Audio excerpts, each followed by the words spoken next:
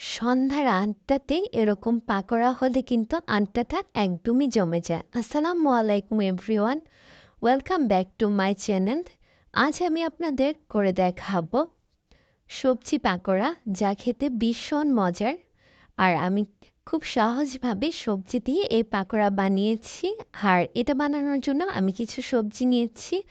তো এই মৌসুমে কিন্তু এই সবজিগুলো হাতের কাছেই পাওয়া যাচ্ছে। তো আমি বাঁধাকপি নিয়েছি। এখানে আমি ২ কাপের মতো বাঁধাকপি কুচি করে নিয়েছি। আমি ১ কাপ পরিমাণ গাজর গ্রেটার দিয়ে গ্রেট করে নিয়েছি। ০.৫ কাপ পরিমাণ নিয়েছি আমি পেঁয়াজ কলি। ০.৫ কাপ পরিমাণ পেঁয়াজ কুচি নিয়েছি। ৩ টেবিল চামচ ধনিয়া পাতা, ৩ টেবিল চামচ কাঁচামরিচ। এবার আমি বাঁধাকপির মধ্যে ১ চামচ দিয়ে দিলাম আমি কালো জিরা। আর এখানে আমি দিয়ে দিচ্ছি ১ কাপ আটা দিলাম। এবার ১ কাপ দিচ্ছি বেসন। এরপরে এখানে আমি লাল মরিচের গুঁড়া ১ চামচ দিলাম, ০.৫ চামচ হলুদের গুঁড়া, ০.৫ চামচের থেকেও কম দিলাম ধনিয়া গুঁড়া, তার থেকেও কম দিলাম জিরা গুঁড়া, আদা রসুনের পেস্ট দিলাম ০.৫ চামচ পরিমাণ, ১ চামচ পরিমাণ লবণ দিলাম, স্বাদ মতো আপনারা এটা দিয়ে নেবেন। এবার আমি পেঁয়াজ কলিগুলো দিয়ে দিচ্ছি, গাজর আমি গ্রেটার করে রেখেছিলাম ওটাও দিয়ে দিলাম, পেঁয়াজ, মরিচ, ধনিয়া পাতা কুচি আমি দিয়ে দিচ্ছি। তো এখানে আমি ০.৫ কাপের থেকেও কম পরিমাণ পানি নিয়ে সব কিছু একসাথে মিক্সড করে নিলাম।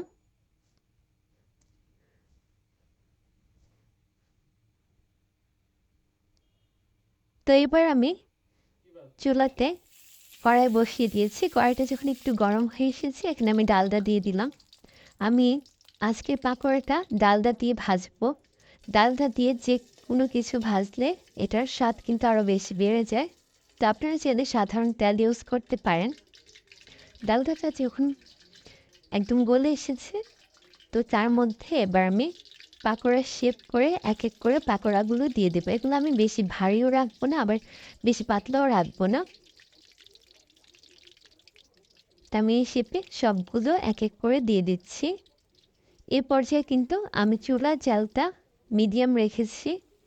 হাই হিটে কিন্তু চুলার জালটা রাখা যাবে না, তাহলে কিন্তু পাকোড়াগুলো হবে না, পুড়ে যাবে, না ভিতরে কাঁচা থেকে যাবে। তো এক পাশ হয়ে যাওয়ার পরে আমি উল্টে দিচ্ছি।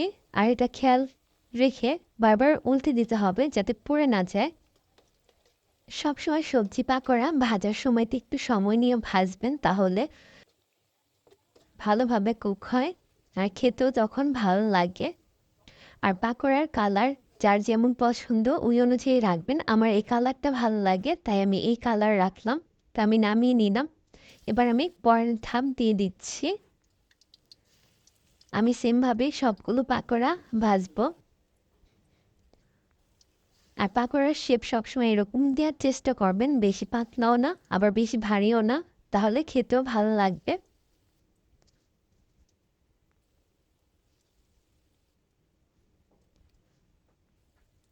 তো এক এক করে আমি সবগুলো পাকোড়া দিয়ে দিলাম। তো কিছুক্ষণ পরে আমি আবার উল্টে দিচ্ছি।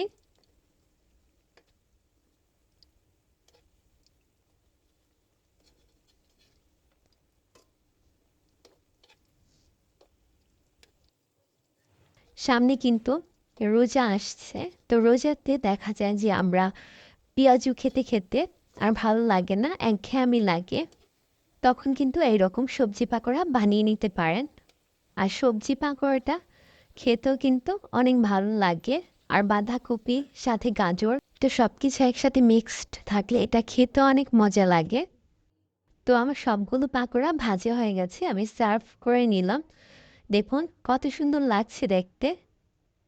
এই পাকোড়াগুলো কিন্তু আপনি চাইলে এভাবেও খেতে পারেন, চাইলে সস দিয়ে খেতে পারেন, বা এটার সাথে মুড়ি মেখে খেলে একসাথে সবাই মিলে আড্ডা দিলে কিন্তু আড্ডাটাও জমে যাবে আর খেতেও অনেক ভালো লাগবে।